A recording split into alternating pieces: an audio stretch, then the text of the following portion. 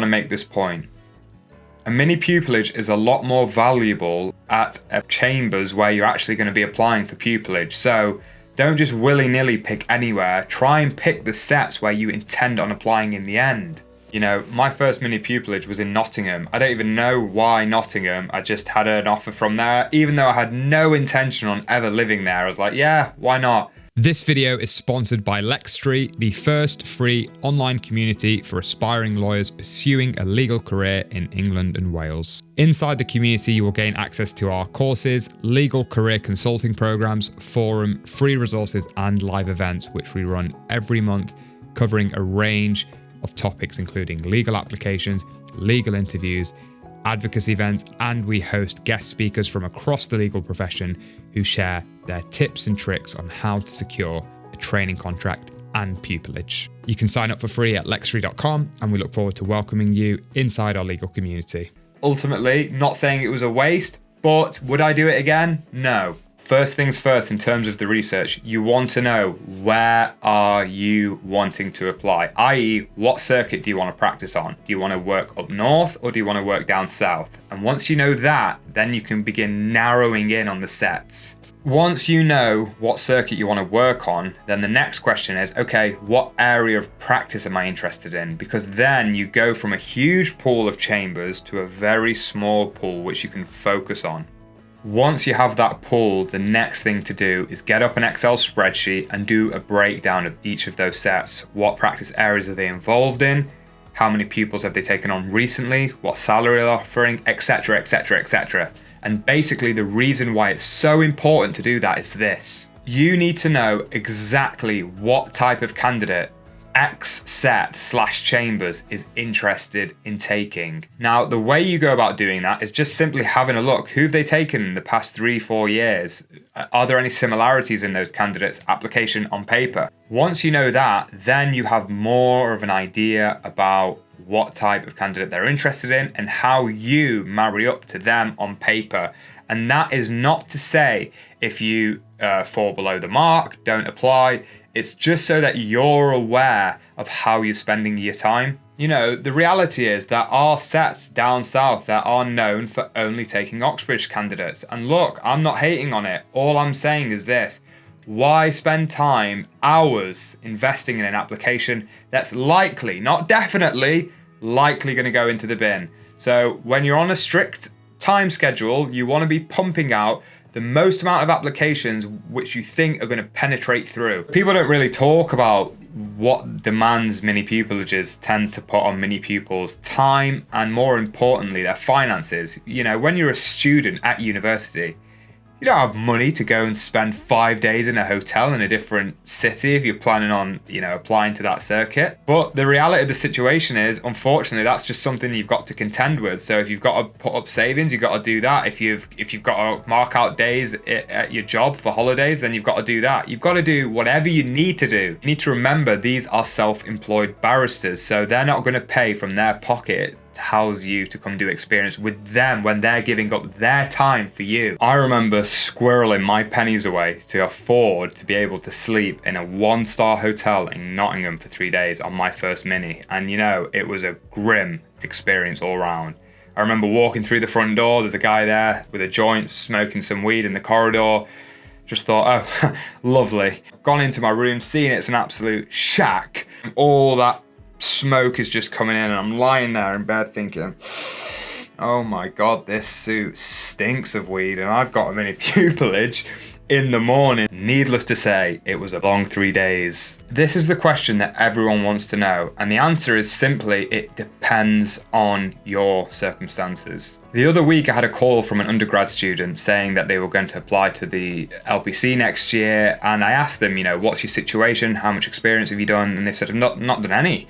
I was like, right, okay, well, why are you so confident that you want to be a solicitor? And they just said, what else is there? I was just thinking, like, you can't not do a mini pupillage as a law student. You need to be aware of both branches of the profession and make an informed decision about your future. But if you know you want to go down the barrister route, then do mini pupillages in your areas of interest, because that way you can rule out with certainty what areas you don't want to do and focus on the areas that you do want to do. And then once you know the area you want to do, I would recommend 3 mini pupillages in that area.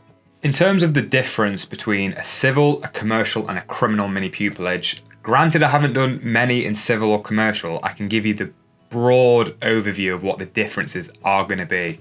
For a civil mini, you'll probably be attending a county court somewhere to watch either a personal injury or a negligence case. You might attend a roundtable negotiations with a client and a counsel. Other than that, you might be given a skeleton argument to have a look at and just other things really within the civil realm of litigation. For a commercial mini, unlike a civil or a criminal mini, you're probably going to spend the majority of your time at chambers. And while you're there, you're likely to be doing either an advice note or an opinion, some form of solving a contractual problem. Finally, my personal favourite, criminal mini pupillages, you're either going to be at a youth court, a magistrate's court, or potentially a crown court, maybe a court of appeal. And you'll be looking at either summary or either way offences. You'll have hopefully the opportunity to attend conference with counsel. Either way, you're probably going to be moving around a lot. You're going to be flinging around between courts, but it's going to be an exciting time, that's for sure. I'm going to break the next 3 sections up into before a mini, during a mini, and after the mini. So in terms of before the mini, basically just make sure you have that court where whether or not you're going to court, standard practice, you know what it is, we've gone through it in the previous video. For guys, dark suits, for girls, equally similar colours. And other than that, brush up on your fundamentals. You need to know for your practice area, what is the overview, what are the basics of that area. And finally, make sure you email the clerks the week before your mini. During the mini, and the same for VAC schemes really, there's 2 things that matters. Number 1, how do I go about making great notes for my pupillage/training contract application? And the second is, how do I go about making a lasting impression on this set? So let's take each of those in turn, starting with note taking. On the point of notes, it's this simple. You want to take the best possible notes that you can for your pupillage application. So on this point, I'm going to refer to a barrister's work called David Boyle. He's actually published a book called the Mini Pupillage Workbook, and it's actually got a great structure in there for how you should go about approaching the mini pupillage. In particular, his book outlines 4 questions that a mini pupil should be asking on the mini pupillage to make the most out of the experience. And number 1 is this: where have I been? So basically, make a note of the court/chambers that you attended. The second question is, what have I seen? And again, make a note. Is it a PTBH? Did you see an advice note? Did you draft an opinion? Whatever it is, get it down on paper. The third question is, who did I see? So basically, make a note of the barristers that you were shadowing or the judge that the hearings were before. The fourth and final question, and really it's the most important question of the bunch, is what did I learn? Now that question is really all they care about seeing on the pupillage application. They don't just want to know what did you see, they don't want the description, they want the substance of what it is that you took away from that experience. Let's get into the second part, which is, how can I go about making a lasting impression on this set so that they remember me when I come to apply for pupillage? The best way to answer this question is by going through what I've been told are the qualities that barristers look for in a mini pupil. Before we begin, I'll say this, and I've heard this at a few different sets, which are the horrible stories of a mini pupil coming to chambers and handing out legal advice. They don't want to hear it. You're not insured, you're not being paid, and you're not qualified to give advice. So don't be that mini pupil. Just hang back and enjoy the view. Remember, these aren't qualities of a barrister, these are qualities of a mini pupil. And I think I'd boil them down into these. Again, 4's the lucky number for this episode. Is number 1, be curious, ask questions.